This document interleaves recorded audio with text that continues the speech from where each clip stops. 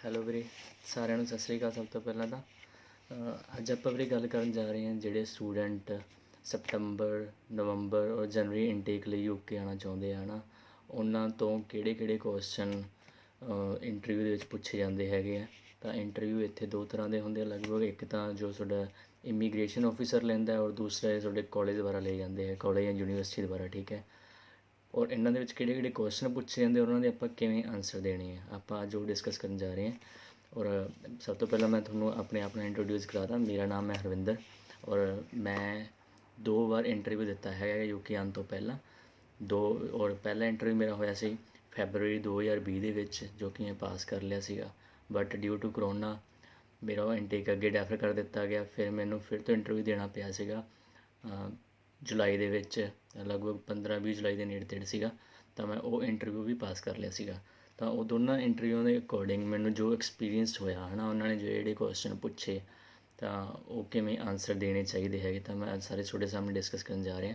ਔਰ ਤੀਜਾ ਮੈਂ ਡਿਸਕਸ ਕਰੂੰਗਾ ਜੋ ਵੀਜ਼ਾ ਇਮੀਗ੍ਰੇਸ਼ਨ ਆਫਿਸਰ ਹੈਗੇ ਆ, ਚਾਹੇ ਉਹ ਯੂਕੇ ਤੋਂ ਚਾਹੇ ਉਹ ਤੁਹਾਡੇ ਇੰਡੀਆ ਟਰੈਵਲ ਕਰਨ ਤੋਂ ਪਹਿਲਾਂ ਜੋ ਤੁਸੀਂ ਏਅਰਪੋਰਟ ਜਾਂਦੇ ਹੋ ਉੱਥੇ ਜਿਹੜੇ ਕੁਐਸਚਨ ਪੁੱਛਦੇ ਆ ਉਹਦੇ ਆਨਸਰ ਕਿਵੇਂ ਦੇਣੇ ਆ। ਤਾਂ ਸਭ ਤੋਂ ਪਹਿਲਾਂ ਮੈਂ ਤੁਹਾਨੂੰ ਦੱਸਣਾ ਚਾਹੁੰਦਾ ਜੋ ਕਿ ਸਪਟੰਬਰ ਇਨਟੇਕ ਦੇ ਵਿੱਚ ਸਟੂਡੈਂਟ ਟਰੈਵਲ ਕਰ ਰਹੇ ਆ ਹੈ ਨਾ ਯੂਕੇ ਦੇ ਵਿੱਚ, ਉਹਨਾਂ ਤੋਂ ਕਿਹੜੇ ਕੁਐਸਚਨ ਪੁੱਛੇ ਜਾਂਦੇ ਹੈਗੇ ਆ। ਤਾਂ ਸਭ ਤੋਂ ਪਹਿਲਾਂ ਜੋ ਸਪਟੰਬਰ ਦੇ ਵਿੱਚ ਆ ਰਹੇ ਵੀਜ਼ਾ ਇਮੀਗ੍ਰੇਸ਼ਨ ਆਫਿਸਰ, ਉਹਨਾਂ ਤੋਂ ਮੇਨ ਕੁਐਸਚਨ ਕੀ ਪੁੱਛਦਾ ਹੈਗਾ ਵੀ ਤੁਸੀਂ ਕਿਹੜੇ ਕਾਲਜ ਜਾ ਰਹੇ ਹੋ, ਕਿਹੜੇ ਸ਼ਹਿਰ ਜਾ ਰਹੇ ਹੋ, ਕੀ ਤੁਹਾਨੂੰ ਕੁਆਰੰਟਾਈਨ ਟਾਈਮ ਬਾਰੇ ਪਤਾ ਹੈ ਉਹਦੀ ਵੀ ਤੁਸੀਂ ਕਿੱਦਾਂ ਰਹਿਣਾ ਉੱਥੇ। ਔਰ ਅਗਲਾ ਕੁਐਸਚਨ ਜੋ ਪੁੱਛਦੇ ਹੈਗੇ ਉਹ ਵੀ ਤੁਹਾਡੀਆਂ ਕਲਾਸਾਂ ਤਾਂ ਲਗਭਗ ਸਟਾਰਟ ਹੋ ਚੱਲੀਆਂ, ਤਾਂ ਤੁਹਾਡੇ ਕੋਲ ਐਕਸਟੈਂਸ਼ਨ ਹੈਗੀ ਆ। ਤਾਂ ਐਕਸਟੈਂਸ਼ਨ ਵੀਰੇ ਮੇਕ ਸ਼ੋਰ ਕਰਿਓ ਵੀ ਤੁਹਾਡੇ ਜੋ ਕਾਸਟ ਲੈਟਰ ਹੈਗਾ ਉਹਦੇ ਉੱਤੇ ਲਿਖੀ ਹੋਵੇ। ਜੇ ਨਹੀਂ ਵੀ ਲਿਖੀ ਹੋਈ ਤਾਂ ਤੁਸੀਂ ਯੂਨੀਵਰਸਿਟੀ ਜਾਂ ਕਾਲਜ ਨਾਲ ਕੰਟੈਕਟ ਕਰਕੇ ਆਪਦੀ ਐਕਸਟੈਂਸ਼ਨ ਮੰਗਵਾ ਲਓ ਤਾਂ ਕਿ ਤੁਸੀਂ ਉਹਨਾਂ ਨੂੰ ਦਿਖਾ ਸਕੋ ਉੱਥੇ। ਬਸ ਖੁਸ਼ਖਬਰੀ ਦੀ ਗੱਲ ਇਹ ਹੈ ਕਿ ਤੁਹਾਨੂੰ ਕਿਸੇ ਨੂੰ ਵੀ ਉਹ ਡਿਪੋਰਟ ਨਹੀਂ ਕਰਨਗੇ ਹੈ ਨਾ। ਕੋਈ ਸਟੂਡੈਂਟ ਇੱਥੋਂ, ਹਾਲਾਂਕਿ ਅਸੀਂ ਸਪਟੰਬਰ 18 ਨੂੰ ਆਏ ਹੈਗੇ ਆ, ਤਾਂ ਲਗਭਗ 5-550 ਸਟੂਡੈਂਟ ਹੋਊਗਾ। ਹਾਲੇ ਤੱਕ ਮੈਂ ਤਾਂ ਸੁਣਿਆ ਨਹੀਂ ਕਿਸੇ ਨੂੰ ਵੀ ਡਿਪੋਰਟ ਕੀਤਾ, ਔਰ ਐਡੀ ਘਬਰਾਉਣ ਦੀ ਗੱਲ ਹੈ ਨਹੀਂ ਗੀ। ਹੁਣ ਆਪਾਂ ਗੱਲ ਕਰਨ ਜਾ ਰਹੇ ਹਾਂ ਇਸ ਇੰਟਰਵਿਊ ਵਿੱਚ ਕਿਹੜੇ ਕੁਐਸਚਨ ਪੁੱਛੇ ਜਾਂਦੇ ਔਰ ਆਪਾਂ ਉਹਨਾਂ ਦੇ ਆਨਸਰ ਕਿਵੇਂ ਡਿਲੀਵਰ ਕਰਨੇ ਆ। ਠੀਕ ਹੈ। ਤਾਂ ਸਭ ਤੋਂ ਪਹਿਲਾਂ ਵੀਰੇ ਤੁਹਾਡਾ ਉਹ ਨਾਮ ਪੁੱਛਣਗੇ। ਠੀਕ ਹੈ, ਤੁਹਾਡਾ ਕੀ ਨਾਮ ਹੈ, ਤੁਹਾਡੇ ਪਾਸਪੋਰਟ ID ਇੱਦਾਂ ਦਾ ਕੋਈ ਕੁਐਸਚਨ ਪੁੱਛ ਲੈਣਗੇ। ਠੀਕ ਹੈ। ਔਰ ਉਸ ਤੋਂ ਬਾਅਦ ਤੁਹਾਨੂੰ ਪੁੱਛਣਗੇ ਤੁਹਾਡੇ ਕਾਲਜ ਦਾ ਨੇਮ ਕੀ ਹੈ। ਠੀਕ ਹੈ, ਤੁਸੀਂ ਕਾਲਜ ਦਾ ਨੇਮ ਦੱਸ ਦੇਣਾ। ਫਿਰ ਉਹ ਤੁਹਾਨੂੰ ਕਹਿਣਗੇ ਤੁਹਾਡੇ ਕੋਰਸ ਦਾ ਨੇਮ ਕੀ ਹੈ। ਤਾਂ ਤੁਸੀਂ ਜਦੋਂ ਤੁਹਾਨੂੰ ਉਹਨਾਂ ਨੇ ਕੋਰਸ ਬਾਰੇ ਪੁੱਛ ਲਿਆ, ਤੁਸੀਂ ਉਹਦੇ ਵਿੱਚ ਸਭ ਕੁਝ ਹੀ ਦੱਸ ਦਿਓ ਵੀਰੇ, ਜਿਹੜਾ ਕਿ ਤੁਹਾਡੇ ਆਫਰ ਲੈਟਰ ਦੇ ਉੱਤੇ ਮੈਂਸ਼ਨ ਹੁੰਦਾ। ਅਗਰ ਆਫਰ ਲੈਟਰ ਦੇ ਉੱਤੇ ਮੈਂਸ਼ਨ ਹੈ ਨਹੀਂ ਤਾਂ ਤੁਸੀਂ ਯੂਨੀਵਰਸਿਟੀ ਦੀ ਸਾਈਟ 'ਤੇ ਜਾ ਵੜੋ, ਜਿਹੜੀ ਤੁਹਾਨੂੰ ਯੂਨੀਵਰਸਿਟੀ ਦਾ ਆਫਰ ਲੈਟਰ ਮਿਲਿਆ ਹੋਇਆ ਉਹਦੇ ਉੱਤੇ ਸਾਰਾ ਕੁਝ ਦੱਸਿਆ ਹੁੰਦਾ। ਠੀਕ ਹੈ ਵੀਰੇ। ਤੁਸੀਂ ਉਹਦੇ ਵਿੱਚ ਕੀ ਦੱਸਣਾ, ਤੁਹਾਡਾ ਕੋਰਸ ਕਦੋਂ ਤੋਂ ਸਟਾਰਟ ਹੋ ਰਿਹਾ, ਕਦੋਂ ਐਂਡ ਹੋਊਗਾ, ਕੋਰਸ ਦੀ ਫੀਸ ਕਿੰਨੀ ਹੈ, ਕੋਰਸ ਦੇ ਵਿੱਚ ਕਿਹੜੇ ਮੋਡਿਊਲ, ਜਿਨ੍ਹਾਂ ਨੂੰ ਕਿ ਆਪਾਂ ਸਬਜੈਕਟ ਵੀ ਕਹਿ ਸਕਦੇ ਹਾਂ। ਠੀਕ ਹੈ। ਕਿਹੜੇ ਮੋਡਿਊਲ ਤੁਹਾਨੂੰ ਪੜ੍ਹਾਏ ਜਾਣਗੇ, ਉਹਨਾਂ ਮੋਡਿਊਲਾਂ ਦੇ ਤੁਹਾਨੂੰ ਮੇਕ ਸ਼ੋਰ ਵੀ ਤੁਹਾਨੂੰ ਨਾਮ ਪਤਾ ਹੋਣੇ ਚਾਹੀਦੇ ਵੀ ਉਹਦੇ ਮੋਡਿਊਲਾਂ ਦੇ ਕੀ ਨੇਮ ਹੈਗੇ, ਤਾਂ ਕਿ ਤੁਸੀਂ ਕਨਫਿਊਜ਼ ਨਾ ਹੋ। ਉਸ ਤੋਂ ਬਾਅਦ ਵੀਰੇ ਉਹ ਕੁਐਸਚਨ ਪੁੱਛਦੇ ਹੈਗੇ ਚੌਥੇ ਤੋਂ ਵੀ ਤੁਸੀਂ ਇਹੀ ਕੋਰਸ ਕਿਉਂ ਡਿਸਾਈਡ ਕੀਤਾ। ਠੀਕ ਹੈ, ਕੋਈ ਹੋਰ ਕੋਰਸ ਕਿਉਂ ਨਹੀਂ ਡਿਸਾਈਡ ਕੀਤਾ। ਤਾਂ ਆਪਾਂ ਇਹ ਸਾਰੇ ਆਨਸਰ ਵੀ ਤੁਹਾਨੂੰ ਅੱਗੇ ਦੱਸਾਂਗੇ। ਤਾਂ ਤੁਸੀਂ ਰੈਲੇਵੈਂਟ ਕਰਿਓ ਜੋ ਵੀ ਕੋਰਸ ਤੁਸੀਂ ਸਿਲੈਕਟ ਕੀਤਾ ਹੈਗਾ ਉਹਦੀ ਪਾਸਟ ਸਟੱਡੀ ਨਾਲ, ਔਰ ਫਿਊਚਰ ਨਾਲ ਰੈਲੇਵੈਂਟ ਕਰ ਦਿਓ। ਮੈਂ ਫਿਊਚਰ ਦੇ ਵਿੱਚ ਇਹ ਚੀਜ਼ ਕਰਨੀ ਚਾਹੁੰਦੀ ਹੈ, ਤਾਂ ਕਰਕੇ ਮੈਂ ਇਹ ਕੋਰਸ ਸਿਲੈਕਟ ਕੀਤਾ। ਔਰ ਫਿਰ ਉਹ ਤੁਹਾਨੂੰ ਪੁੱਛਣਗੇ ਤੁਸੀਂ ਇਹੀ ਕਾਲਜ ਕਾਹਤੋਂ ਸਿਲੈਕਟ ਕੀਤਾ। ਔਰ ਇਹਦੇ ਵਿੱਚ ਸਿਰਫ ਸਿੱਧੇ ਜਿਹੇ ਆਨਸਰ ਹੁੰਦੇ ਵੀਰੇ, ਤੁਸੀਂ ਇੰਨਾ ਹੀ ਦੱਸਣਾ ਹੈਗਾ ਵੀ ਇਹ ਕਾਲਜ ਮੈਂ ਤਾਂ ਸਿਲੈਕਟ ਕੀਤਾ ਕਿਉਂਕਿ ਯੂਕੇ ਦੇ ਅਦਰ ਕਾਲਜ ਜਾਂ ਯੂਨੀਵਰਸਿਟੀ ਨਾਲੋਂ ਇੱਕ ਤਾਂ ਇਹਦਾ ਫੀਸ ਸਟਰਕਚਰ ਥੋੜ੍ਹਾ ਘੱਟ ਸੀਗਾ। ਠੀਕ ਹੈ। ਦੂਸਰੀ ਚੀਜ਼ ਮੈਂ ਵੈਬਸਾਈਟ 'ਤੇ ਚੈੱਕ ਕੀਤਾ ਹੈਗਾ, ਸਾਰੇ ਲੋਕਾਂ ਨੇ ਜੋ ਵੀ ਇੱਥੋਂ ਸਟੂਡੈਂਟ ਪੜ੍ਹ ਕੇ ਗਏ ਹੈਗੇ ਉਹਨਾਂ ਨੇ ਪੋਜ਼ੀਟਿਵ ਹੀ ਰਿਵਿਊ ਦਿੱਤਾ ਕੋਰਸ ਬਾਰੇ, ਕਾਲਜ ਬਾਰੇ। ਠੀਕ ਹੈ। ਔਰ ਹੋਰ ਵੀ ਕਈ ਚੀਜ਼ਾਂ ਜੋ ਤੁਸੀਂ ਆਪਦੇ ਕੋਲੋਂ ਦੱਸ ਸਕਦੇ ਹੋ ਕੋਰਸ ਦੇ ਫਾਇਦੇ ਖਾਤਰ।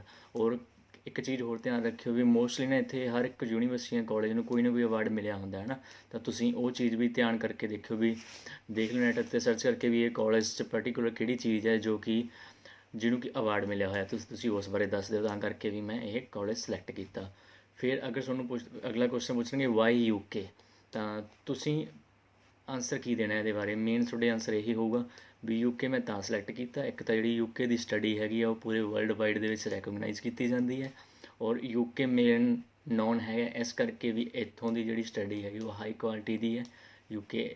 ਔਰ ਅਗਲਾ ਆਨਸਰ ਤੁਸੀਂ ਇਹ ਕਰੋਗੇ, ਇਹ ਦੇ ਸਕਦੇ ਹੋ ਵੀ ਯੂਕੇ ਦੀ ਜੋ ਫੀਸ ਸਟਰਕਚਰ ਹੈਗੀ ਹੈ ਉਹ ਘੱਟ ਹੈ as compare to other other foreign countries like USA and others, ਠੀਕ ਹੈ। ਤਾਂ ਤੁਸੀਂ ਇਹ ਕਹਿ ਸਕਦੇ ਹੋ ਵੀ ਤਾਂ ਕਰਕੇ ਮੈਂ UK ਸਿਲੈਕਟ ਕੀਤਾ।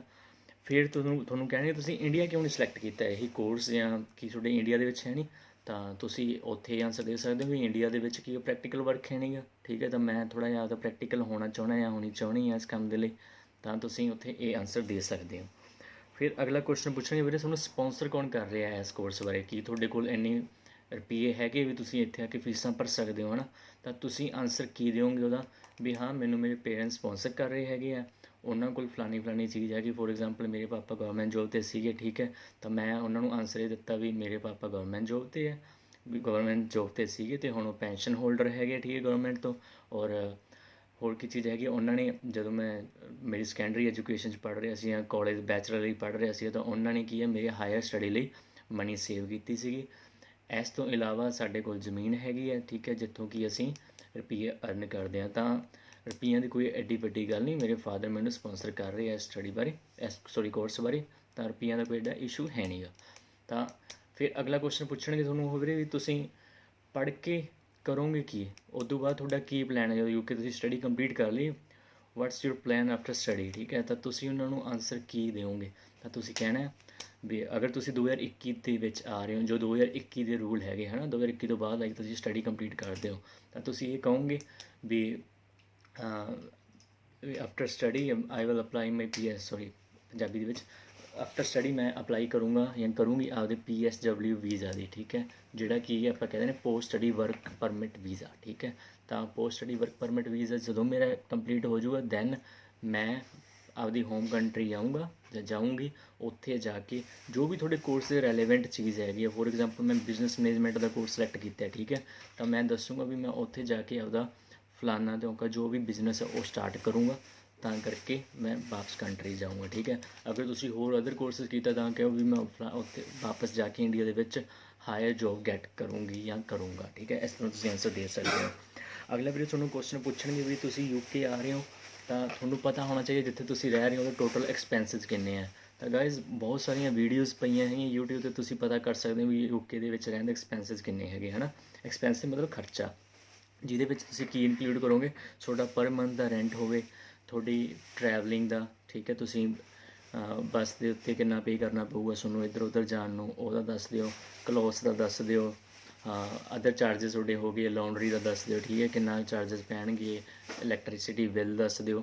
ਤਾਂ ਇਹ ਸਾਰਾ ਕਨਕਲੂਡ ਕਰਕੇ ਤੁਸੀਂ ਦੇਖ ਲਿਓ ਕਿੰਨਾ ਬਣਦਾ। ਵੈਸੇ ਤੁਹਾਡਾ ਜੋ ਯੂਨੀਵਰਸਿਟੀ ਦੀ ਓਫੀਸ਼ੀਅਲ ਵੈਬਸਾਈਟ ਹੋਊਗੀ ਉਹਦੇ ਉੱਤੇ ਵੀ ਲਗਭਗ ਅਕੋਮੋਡੇਸ਼ਨ ਬਾਰੇ ਤੁਹਾਡਾ ਦੱਸਿਆ ਹੋਊਗਾ ਤੁਹਾਡਾ ਇੰਨਾ ਪਰ ਮੰਥ ਐਕਸਪੈਂਸਿਸ ਆਉਣਗੇ, ਠੀਕ ਹੈ।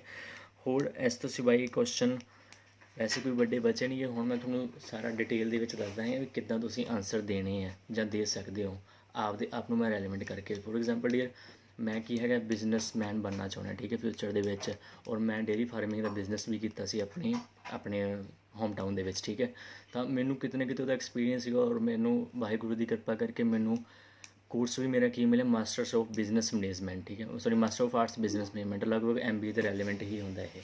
ਤਾਂ ਜਦੋਂ ਮੈਨੂੰ ਉਹਨਾਂ ਨੇ ਮੇਰੇ ਕੋਰਸ ਬਾਰੇ ਪੁੱਛਿਆ ਡਿਟੇਲ ਬਾਰੇ, ਹੈ ਨਾ, ਤਾਂ ਮੈਂ ਕੋਰਸ ਦੱਸਦਾ ਮੇਰਾ ਆਹ ਕੋਰਸ ਹੈ, ਇੰਨੇ ਮੋਡਿਊਲ ਹੈ ਇਹਦੇ, ਔਰ ਉਹਨਾਂ ਨੇ ਪੁੱਛਿਆ ਇਹਦਾ ਤੁਸੀਂ ਇਹੀ ਕੋਰਸ ਸਿਲੈਕਟ ਕਿਉਂ ਕੀਤਾ। ਤਾਂ ਮੈਂ ਉਹਨਾਂ ਨੂੰ ਕਿਹਾ ਵੀ ਮੈਂ ਆਪਦਾ ਫਿਊਚਰ ਦੇ ਵਿੱਚ ਡੇਅਰੀ ਫਾਰਮਿੰਗ ਦਾ ਬਿਜ਼ਨਸ ਸਟਾਰਟ ਕਰਨਾ ਚਾਹੁੰਦਾ, ਜਿਹਦੇ ਵਿੱਚ ਕੀ ਸਾਨੂੰ ਬਹੁਤ ਸਾਰੇ ਮੈਨੇਜਮੈਂਟ ਸਕਿੱਲਸ ਚਾਹੀਦੇ ਹੁੰਦੇ ਹੈ ਨਾ, ਕਿਉਂਕਿ ਮੈਂ ਬੰਦੇ ਹਾਈ ਕਰਨੇ ਹੋਣਗੇ ਉਹਦੇ ਵਿੱਚ, ਹੋਰ ਵੀ ਕਈ ਮਾਰਕੀਟਿੰਗ ਟੈਕਨੀਕਸ ਚਾਹੀਦੀਆਂ ਹੈਗੀਆਂ, ਕਿਵੇਂ ਆਪਦਾ ਪ੍ਰੋਡਕਟ ਮੈਂ ਵੇਚਣਾ ਲੋਕਾਂ ਦੇ ਵਿੱਚ, ਹੈ ਨਾ। ਤਾਂ ਬਹੁਤ ਸਾਰੀਆਂ ਟੈਕਨੀਕਸ ਦੀ ਰਿਕੁਆਇਰਮੈਂਟ ਹੈ, ਤਾਂ ਕਰਕੇ ਮੈਂ ਕੀ ਹੈ ਇਹ ਕੋਰਸ ਸਿਲੈਕਟ ਕੀਤਾ। ਫਿਰ ਉਹਨਾਂ ਨੇ ਮੈਨੂੰ ਇੱਕ ਕੁਐਸਚਨ ਪੁੱਟ ਕੀਤਾ ਸੀ ਵੀ ਤੁਸੀਂ ਫਿਰ UK ਕਿਉਂ ਕੀਤਾ, ਇੰਡੀਆ ਕਿਉਂ ਨਹੀਂ। ਫਿਰ ਮੈਂ ਉਹਨਾਂ ਨੂੰ ਕਹਿਤਾ ਕਿਉਂਕਿ ਪ੍ਰੈਕਟੀਕਲ ਵਰਕ ਹੈ ਨਹੀਂ ਇੰਡੀਆ 'ਚ, ਪ੍ਰੈਕਟੀਕਲ ਵਰਕ ਘੱਟ ਹੁੰਦਾ ਸਟੱਡੀ ਦੇ ਵਿੱਚ ਇੰਡੀਆ 'ਚ, ਠੀਕ ਹੈ, ਤਾਂ ਕਰਕੇ ਮੈਂ UK ਸਿਲੈਕਟ ਕੀਤਾ। ਔਰ ਅਦਰ ਥਿੰਗ ਇਹ ਹੈ ਕਿ ਵੀ ਮੈਂ ਆਪ ਨੂੰ ਹੋਰ ਐਕਸਪਲੋਰ ਕਰਨਾ ਚਾਹੁੰਦਾ ਜਾ ਕੇ ਉੱਥੇ ਚੀਜ਼ਾਂ, ਠੀਕ ਹੈ, ਤਾਂ ਕਿ ਜੋ ਮੇਰਾ ਬਿਜ਼ਨਸ ਹੈ ਇਕੱਲੀ ਕੰਟਰੀ ਦੇ ਵਿੱਚ ਹੀ ਨਾ ਹੋਵੇ, ਮੇਰੇ ਜਾਂ ਆਪਣੇ ਹੋਮ ਟਾਊਨ 'ਚ ਹੀ ਨਾ ਹੋਵੇ, ਇਹਨੂੰ ਮੈਂ ਫਿਊਚਰ 'ਚ ਕਿਤੇ ਹੋਰ ਵੱਡੇ ਲੈਵਲ 'ਤੇ ਮਤਲਬ ਵਰਲਡ ਲੈਵਲ 'ਤੇ ਚਲਾ ਸਕਾਂ, ਠੀਕ ਹੈ। ਇਸ ਤਰ੍ਹਾਂ ਮੈਂ ਉਹਨੂੰ ਰੈਲੀਵੈਂਟ ਕਰਤਾ ਸੀਗਾ। ਤਾਂ ਬਸ ਇੱਦਾਂ ਕਹਿ ਵੀਰੇ ਇਹੀ ਇੰਟਰਵਿਊ ਹੁੰਦਾ ਹੈਗਾ। ਫਿਰ ਜਦੋਂ ਤੁਸੀਂ ਟਰੈਵਲ ਕਰੋਗੇ ਵੀਜ਼ਾ ਇਮੀਗ੍ਰੇਸ਼ਨ ਵਾਲੇ ਤੁਹਾਡੇ ਤੋਂ ਕੋਈ ਬਹੁਤ ਵੱਡੇ ਕੁਐਸਚਨ ਨਹੀਂ ਪੁੱਛਦੇ, ਸੇਮ ਸਾਰੇ ਇਹੀ ਕੁਐਸਚਨ ਪੁੱਛਣਗੇ, ਜੇ ਪੁੱਛੇ ਵੀ ਤਾਂ ਠੀਕ ਹੈ, ਨਹੀਂ ਨੋਰਮਲੀ ਤੁਹਾਨੂੰ ਉਹਨਾਂ ਨੇ ਇਹੀ ਪੁੱਛਣੇ ਤੁਹਾਡਾ ਕੋਰਸ ਕਿਹੜਾ ਹੈ, ਕੋਰਸ ਦੀ ਥੋੜ੍ਹੀ ਬਹੁਤ ਡਿਟੇਲ ਦੱਸ ਦਿਓ, ਔਰ ਕਿੱਥੇ ਹੈ ਇਹ, ਏਅਰਪੋਰਟ ਤੋਂ ਕਿੰਨੀ ਕੁ ਦੂਰੀ ਹੈ ਤੁਹਾਡੇ ਕੋਲ ਯੂਨੀਵਰਸਿਟੀ, ਤੁਸੀਂ ਕਿੱਥੇ ਰਹੋਗੇ ਉੱਥੇ ਜਾ ਕੇ। ਬਸ ਨੋਰਮਲੀ ਇਹੀ ਕੁਐਸਚਨ ਪੁੱਛੇ ਜਾਂਦੇ ਆ, ਹੋਰ ਕੋਈ ਕੁਐਸਚਨ ਐਕਸਟਰਾ ਉਹ ਨਹੀਂ ਪੁੱਛਦੇ, ਜਿੰਨਾ ਕਿ ਮੈਂ ਐਕਸਪੀਰੀਅੰਸ ਕੀਤਾ, ਠੀਕ ਹੈ। ਕਿਉਂਕਿ ਮੈਂ 18 ਸਤੰਬਰ 2020 ਨੂੰ UK ਪਹੁੰਚਿਆ ਹਾਂ। ਔਰ ਉਦੋਂ ਪਹਿਲਾਂ 2 ਇੰਟਰਵਿਊ ਮੈਂ ਜੋ ਦਿੱਤੇ ਸੀਗੇ, ਜੋ ਕਿ ਸਕਾਈਪ 'ਤੇ ਸੀ, ਔਰ ਇੱਕ ਵਾਰ ਸਕਾਈਪ 'ਤੇ ਹੋਇਆ ਸੀ, ਇੱਕ ਵਾਰ ਜ਼ੂਮ ਮੀਟਿੰਗ ਨਾਮ ਤੋਂ ਐਪ ਉਸ 'ਤੇ ਹੋਇਆ ਸੀਗਾ।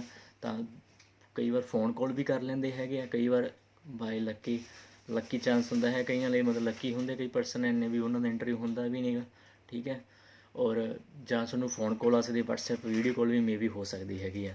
ਇਹ 4 ਤਰੀਕੇ ਨਾਲ ਇੰਟਰਵਿਊ ਹੁੰਦੇ ਹੈਗੇ। ਤਾਂ ਗਾਈਜ਼ ਮੈਨੂੰ ਲੱਗਦਾ ਈਜ਼ੀ ਸਾਰੇ ਪਾਸ ਕਰ ਲੈਂਦੇ ਆ।